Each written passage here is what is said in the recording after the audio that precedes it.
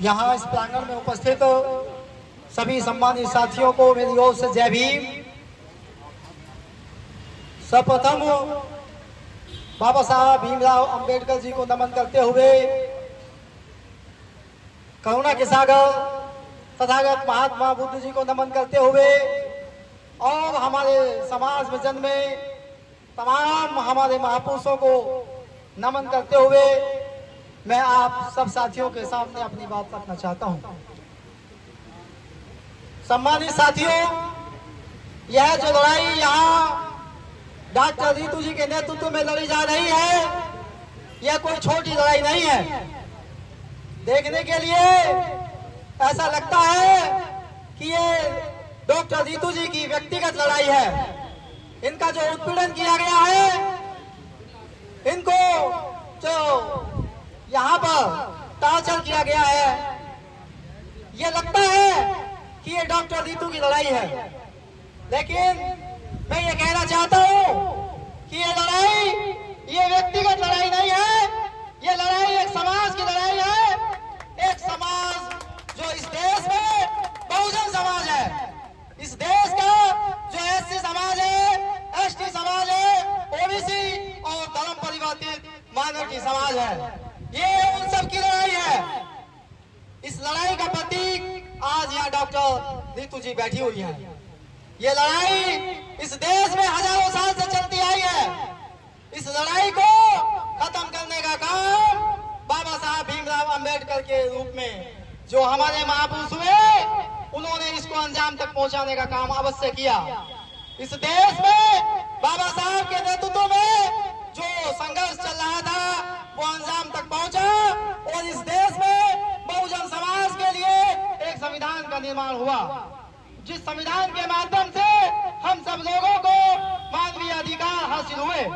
लेकिन आज भी ये देखने को मिलता है, देश में 75 साल की आजादी के बाद जब देश में अमृत महोत्सव मनाया जा रहा है, तब भी आज भी ये देखने को मिलता है पूरे देश में जगह जगह बहुजन समाज का उत्पीड़न होता है, उनकी बहन बेटियों के साथ अत्याचार होता है, उनके मासूम बच्चों को एक पटका छूने पे मौत के घाट उतार दिया जाता है, उन्हें मूंछ रखने पे मार दिया जाता है, उन्हें गोली चलने पर मारा जाता है।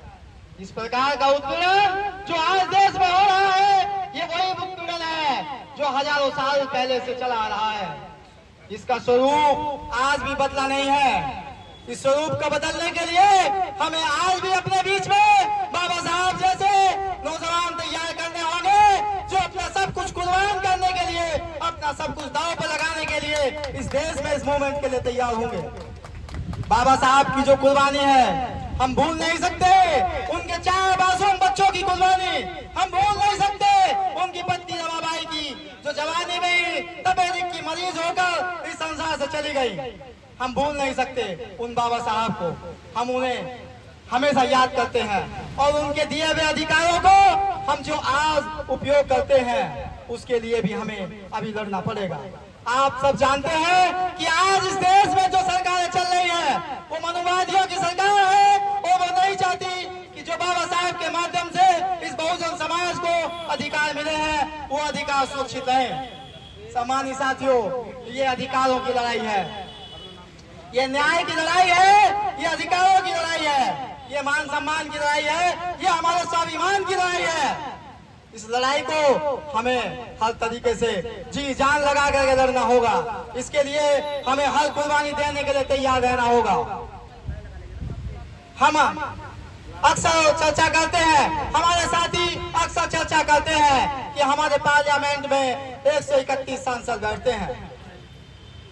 सम्मानित साथियों, आज जो सरकार चल रही है उस सरकार में 77 एमपी लोकसभा में आज उनकी पार्टी के एससी एसटी के लोग बैठे हुए हैं।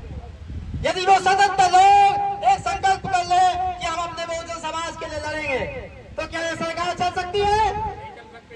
इस सरकार के जो 303 पार्लियामेंट है उनमें 77 एससी एसटी के लोग हैं। यदि वे हट जाते हैं तो क्या लोकसभा में सरकार चल सकती है? नहीं चल सकती। लेकिन वे लोग क्यों हटेंगे? वे लोग क्यों हटेंगे? उन लोगों को बीजेपी सरकार ने, बीजेपी पार्टी ने उनको नॉमिनेट किया हुआ है, उनको नॉमिनेट किया हुआ है। हम लोग ये सोचते हैं कि वो हमारी वोटों से चुनकर वहां पहुंचते हैं, ये हमारी गलतफहमी है। हमारी वोटों से चुनकर अगर वो वहां पहुंचने वाले होते तो जरूर उनको ये एहसास होता कि अगली बार हम कैसे जीत कर आएंगे। लेकिन वो जानते हैं कि वो हमारी वोटों पर डिपेंड नहीं है, क्योंकि केवल वो हमारी वोटों से नहीं जीतते। इस देश में केवल हमारी वोटों से अगर वो जीतते तो अवश्य ही उनको अफसोस होता, अफसोस ही नहीं होता, उनको चिंता होती कि आने वाले समय में वो कैसे जीत पाएंगे।